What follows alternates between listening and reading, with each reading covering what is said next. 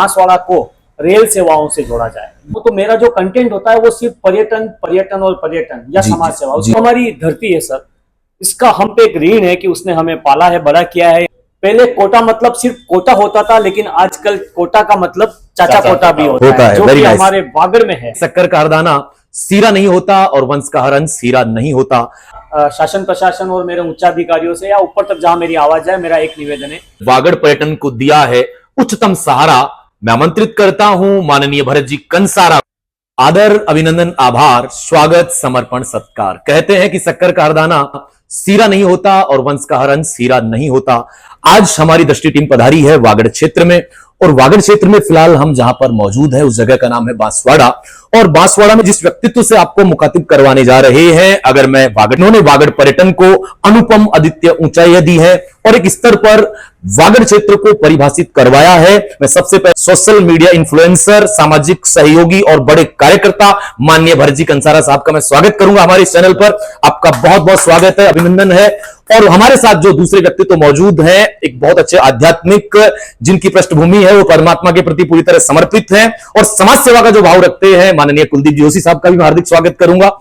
तो माननीय कंसारा जी, आपने जो वागड़ पर्यटन के लिए काम किया है, तो आप क्या करना चाहते हैं बांसवाड़ा पर्यटन के लिए? जरा पहले तो आनंद जी और आपकी दोनों टीम और सभी का मैं हृदय से आभार व्यक्त करूंगा कि एक अच्छे चैनल के माध्यम से मुझे जन जन तक पहुंचाने का जो आपका प्रयास है जी, वो बहुत अच्छी बात है। मैं आपका ऋणी रहूंगा, आभारी रहूंगा। सर, ऐसा है कि वागड़ में पर्यटन इन दिनों बढ़ता जा रहा है, पर्यटक आने लगे हैं जी, दूर दराज से पर्यटक बांसवाड़ा की धरती को खोज कर आ रहे हैं जी। इसके पीछे कहीं ना कहीं मेरी, आपकी, हम सबकी, जो सुन रहे हैं उन सबकी मेहनत है। एक अकेला व्यक्ति कुछ नहीं कर सकता है, क्योंकि ये काम है टीम वर्क का जी। तो कहीं मैं अच्छे वीडियो डालता हूँ और वो वायरल होते हैं, तो उसको वायरल करने में, शेयर करने में हमारे दर्शक या मेरे साथी या मेरे फॉलोअर्स है, उनकी सबसे अहम भूमिका होती है। तो कहने का मतलब है कि टीम वर्क का काम है। हम मुद्दे की बात पे आते हैं कि वागड़ में पर्यटन बहुत बढ़ रहा है और खासकर बांसवाड़ा में जी। इसके पीछे यही कारण है कि प्रकृति ने प्रचुर मात्रा में यहाँ पर लुटाया है, बहुत कुछ दिया है। वागड़ के इस क्षेत्र में बहुत ज्यादा खूबसूरती है। इसके पीछे यही है कि हमारी जो धड़कन दिलों की वो है माही माता, हमारी जो सांसें है वो है माही डैम, और इन सब के पीछे जो सबसे बड़ा हाथ है वो है हमारे माननीय हरिदेव जी जोशी जी का, जिन्होंने हमें ये अनमोल देन दी है। हरिदेव जी जोशी जी साहब ने हमें जो माही डैम दिया है, उनके कर कमलों द्वारा ये संपन्न हुआ। तो आज ये वागड़ हमारा धन्य धान्य है। और देश ही नहीं, विदेश से अभी आपने देखा होगा कि मेरे साथ में कहीं पर्यटक ऑस्ट्रेलिया, अमेरिका, न्यूजीलैंड, न्यूयॉर्क और स्वीडन से भी यहाँ बांसवाड़ा है। तो ये बड़े हर्ष की बात है सर कि 7 समंदर पार भी हमारा बांसवाड़ा जो है वो वायरल हो रहा है और लोगों के दिलों में बस रहा है। तो कहीं ना कहीं हम सबके प्रयास थे जो सफल होते और पूर्णतः सफल होते नजर आ रहे हैं। क्या बात है, बहुत बहुत अच्छा आपका पहल है, बहुत अच्छा। वागड़ क्षेत्र की बात करें तो डूंगरपुर हो गया, बांसवाड़ा हो गया, प्रतापगढ़ का भी कुछ भाग यहाँ पर आता है, यानी कि कई जिलों का संगम यहाँ पर हो जाता है। और अभी तो पर्यटन की इतनी संभावना यहाँ पर बन गई है कि विदेशी टूरिस्टों के लिए तो मन भावन ये पर्यटन स्थल हो गया है। तो आपने क्या क्या एक विकास के तौर पर क्या क्या कार्य यहाँ पर किए हैं, उससे भी हमारे दर्शकों को आप रूबरू करवाएंगे, लाभान्वित करवाएंगे? जी सर। ऐसा कोई मैंने विशेष नहीं किया है, लेकिन आज की तारीख में एक सबसे बड़ा जो पावर है वो है सोशल मीडिया का पावर। और मैंने सोशल मीडिया के माध्यम से अपने Instagram, YouTube, x, Twitter, Facebook, जो भी है, यूट्यूब के माध्यम से अपने यहाँ की जो खूबसूरत धरती है उसको देश विदेश तक पहुंचाने में बहुत प्रयास किए हैं और मैं कई हद तक सफल भी रहा हूँ। अभी आप रिसेंटली जो मेरा इंस्टाग्राम चैनल है उसमें आप देखेंगे कि मैं रील डालता हूं, तो मेरा जो कंटेंट होता है वो सिर्फ पर्यटन और पर्यटन या समाज सेवा, उसके अलावा कुछ नहीं होता है। पर्यटन को बढ़ाने के लिए जो हमारा कंटेंट है वो बहुत इंपॉर्टेंट होता है। अगर आपकी एक रील, आपका एक वीडियो, फोटो जो है वो उसके माध्यम से ट्रेंडिंग करके और वायरल होता है तो वो मिलियंस लोगों तक जाता है और इससे कहीं ना कहीं ये जो एक ऐसा प्रसार है वो इस तरह से ब्लास्ट हो रहा है और इससे कहीं ना कहीं जो हमारे दूर दराज बैठे हुए जो हमारे पर्यटक हैं वो आकर्षित होकर इस धरती पर आ रहे हैं। जी जी सर, बहुत बहुत धन्यवाद आपका। सर, आगे ऐसे क्या प्रयास किए जाएं कि हमारा जो वागड़ पर्यटन है इसको और अपार उच्चतम ऊंचाइयां मिले, तो क्या कहना रहेगा इस विषय में आपका? बहुत बढ़िया और उम्दा सवाल है और ये समय की मांग भी है जी कि जो पर्यटक आ रहे हैं वो तो हमारी उपलब्धियां हैं, लेकिन जो हम तक नहीं पहुंच पा रहे हैं वो कमियां भी है, तो वो क्यों नहीं पहुंच पा रहे हैं, इस विषय पे हम बात करते हैं आनंद जी सर। देखिए, माही महोत्सव जैसे बड़े आयोजन बांसवाड़ा में जिला प्रशासन, नगर परिषद और पर्यटन विभाग के द्वारा किए जाते हैं। ये बहुत बड़ी उपलब्धियां है हमारी कि उसके माध्यम से बहुत सारे लोग यहाँ पहुंचते हैं और कनेक्ट होते हैं और नए लोग बांसवाड़ा की इस खूबसूरत धरती को देख पाते हैं। मेरा शासन प्रशासन और मेरे उच्चाधिकारियों से या ऊपर तक जहां मेरी आवाज है, मेरा एक निवेदन है कि बांसवाड़ा को रेल सेवाओं से जोड़ा जाए। ये बहुत बड़ी कमी है हमारी, या हमारी कमी रही है शुरू से कि बांसवाड़ा में रेल लाइन नहीं है। अगर रेल लाइन नहीं है तो एटलीस्ट जो हमारी रोड है, जो हमारे कनेक्टिंग जो फैसिलिटीज है, रोड सेवाएं जो है वो उसको दुरुस्त करके उनको सही किया जाए, तो आने वाले जो पर्यटक है उनको जरा भी दिक्कत नहीं होवे सर। और मैं आपको एक बात और बता दूं कि इस धरती की गोद में छुपा हुआ एक खूबसूरत खजाना है चाचा कोटा। ठीक है, पहले कोटा मतलब सिर्फ कोटा होता था, लेकिन आजकल कोटा का मतलब चाचा कोटा भी होता है, जो कि हमारे वागड़ में है। तो पहले कोटा था, अब चाचा कोटा हो गया जो हमारे वागड़ में है। तो चाचा कोटा नाम लोग अभी बांसवाड़ा नहीं सर्च करते, अभी गूगल पे, इंटरनेट पे चाचा कोटा सर्च करते हैं और लोकेशन डाल के सीधा बांसवाड़ा आ जाते हैं। तो ये कहीं ना कहीं हमारी पर्यटन में जीत है। और इस क्षेत्र में अगर शासन प्रशासन जो हमारे पर्यटक स्थल हैं, मैं बता दूं आपको कि किसी भी क्षेत्र में पर्यटन स्थल होते हैं वहां पर अस्थायी पुलिस चौकी लगती है। जैसे मैं बता दूं आपको कि चाचा कोटा पे एक अस्थायी पुलिस चौकी लगाई जाए, जगमेर पे अस्थायी पुलिस चौकी लगाई जाए, जिससे सुरक्षा व्यवस्था का पूरा ख्याल रहे। और वहां पर बड़े बड़े होल्डिंग्स लगाए जाए जिनमें महत्वपूर्ण जानकारी दी जाए, कचरा न फेंकने की जानकारी दी जाए, ताकि जो हमारी प्राकृतिक चीजें हैं वो अपनी प्राकृतिक चीजों को न नष्ट करके और खूबसूरत बनी रहे। इस तरह से जो प्रयास होंगे तो ये बांसवाड़ा और ऊंचाइयों को छुएगा पर्यटन के क्षेत्र में, मेरा ऐसा मानना है। बहुत अच्छी बात आपने कही है सर। और हमारी दृष्टि राजस्थान टीम ने जब पूरा सर्वे किया तो हमें जानकारी मिली कि पर्यटन में उच्चतम कार्यों के लिए आपको हमारे जो पूर्व मुख्यमंत्री हैं माननीय अशोक गहलोत जी, उन्होंने भी सम्मानित किया, और वर्तमान में भी हमारी जो डिप्टी सीएम है माननीय दिया कुमारी जी, उनके द्वारा भी आपको पर्यटन के उत्कृष्ट प्रयासों के लिए आपको सम्मानित किया गया। तो इस सम्मान के लिए भी हम आपका पुनः स्वागत करेंगे कि आप बहुत अच्छा कार्य कर रहे हैं और आपको हमारे राज्य स्तरीय लेवल पे ही नहीं अपितु भारत लेवल पे भी आपको सराहना मिल रही है। और अगर हम बात करें इंडियन एयरलाइंस, जिसकी एक मैगजीन है, उस मैगजीन में भी आपके इस प्रयास को, आपके इन कार्यों को सराहना की गई और मैगजीन के पृष्ठ पर आपके इन कार्यों को अंकित किया गया। तो उन चीजों के लिए भी आपको पुनः पुनः शुभकामनाएं। तो सर, ये जो पर्यटन का क्षेत्र है और ये पर्यटन का जो प्रादुर्भाव है, पर्यटन की जो ये उच्चतम स्थिति आपने जो बनाई है सोशल मीडिया के माध्यम से, तो इन चीजों की प्रेरणा आपको कहां से मिली कि आप सोशल मीडिया के माध्यम से अपने इस क्षेत्र को बहुत बड़े मानचित्र पर प्रस्तुत करें? तो ये प्रेरणा आपको कहां से मिली? बिल्कुल आपने सही कहा। ये जो हमारी धरती है सर, इसका हम पे एक ऋण है कि उसने हमें पाला है, बड़ा किया है, यहाँ जन्म दिया है। तो हमें ये ऋण चुकाना ही चाहिए। हर व्यक्ति अपने क्षेत्र में उत्कृष्ट कार्य करके धरती माँ का ऋण चुकाता है। अब मैं एक व्यवसायी आदमी हूँ, तो मुझे लगा कि क्यों न मैं फोटोग्राफी के माध्यम से अपनी इस धरती को दूर दराज तक फैलाऊं और इसका ऋण चुकाऊं। कभी कभी ऐसा होता है कि सुबह मैं सोया होता हूँ और कहीं दिल्ली, बॉम्बे, गुड़गांव से मित्रों के फोन आते हैं कि भाई के भरत जी आपकी फोटो छपी और आपका नाम लिखा है और आपका बांसवाड़ा इतना खूबसूरत है। तो सर उस समय जो मन है वो प्रसन्नित हो जाता है, सर गर्व से ऊंचा हो जाता है कि मेरा वागड़, मेरा बांसवाड़ा दिल्ली में भी छप रहा है।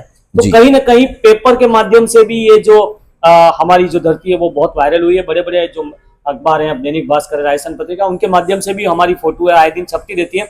उससे भी कहीं ना कहीं पर्यटन में इजाफा हो रहा है। और आपने बताया कि हमारे पूर्व मुख्यमंत्री श्रीमान अशोक जी गहलोत साहब ने मुझे सम्मानित किया। बिल्कुल उनके द्वारा भी मैं सम्मानित हुआ हूँ।